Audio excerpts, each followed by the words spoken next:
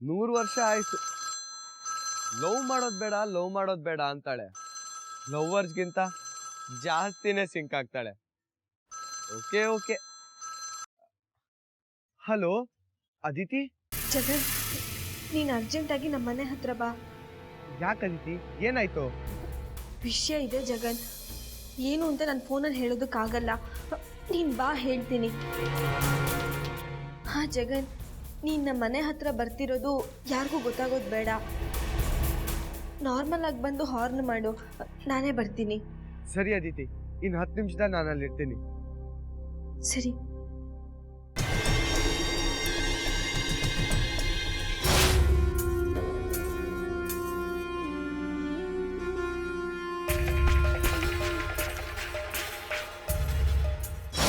ಏಯ್, ನನ್ ದಿಲ್ಗೆ ದಡ್ಕಂಡ್ ಕರಿತಾ ಇದ್ದಾಳೆ. ಹೋಗ್ಬಿಟ್ಟು ಬರ್ತೀನಿ.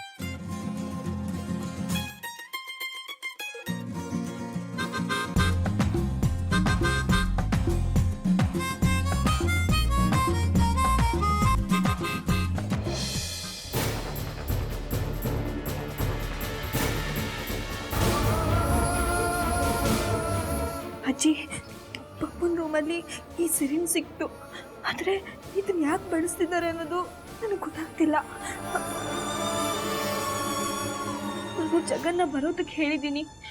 ಅವನ ಕೈನಲ್ಲಿ ಇದನ್ನ ಕೊಟ್ಟು ಚೆಕ್ ಮಾಡಿಸಿದ್ರೆ ಅವಳು ಪಪ್ಪಂಗೆ ಏನು ಕೊಡ್ತಿದ್ದಾಳೆ, ಅವಳ ಬಂಡವಾಳ ಏನು ಅನ್ನೋದು ನಮಗೆ ಗೊತ್ತಾಗುತ್ತೆ.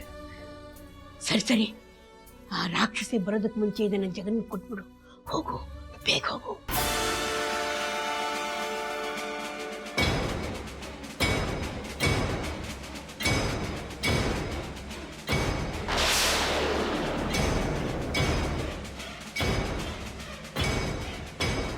ಅತ್ತೆ, ಕಶ್ಮೀರ್ ಬಿಸಿ ಬಿಸಿ.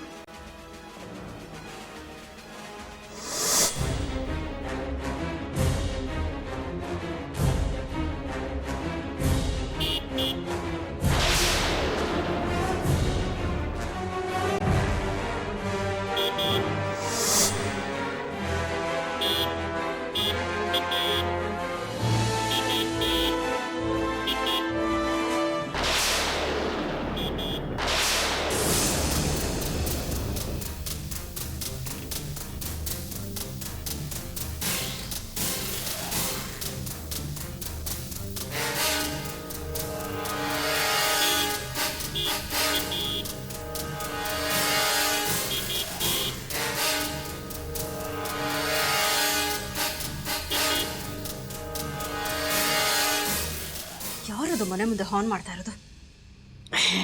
ಮೀರಾ, ಏನಮ್ಮ ಇಷ್ಟೊಂದು ಖಾರ ಆಗಿದೆ?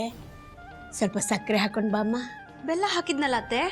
ತುಂಬ ಖಾರ, ಸ್ವಲ್ಪ ಸಕ್ಕರೆ ಹಾಕೊಂಡು ಬಾಮ್ಮ. ಸರಿ ಅತ್ತೆ.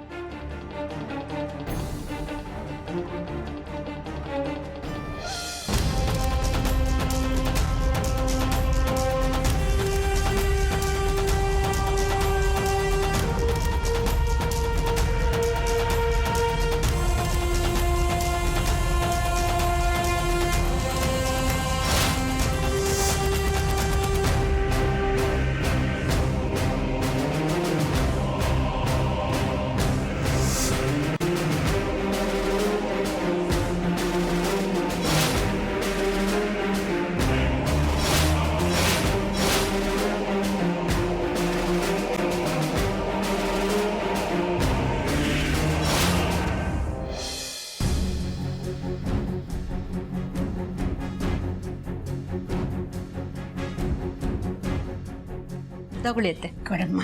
ಬಿಸಿ.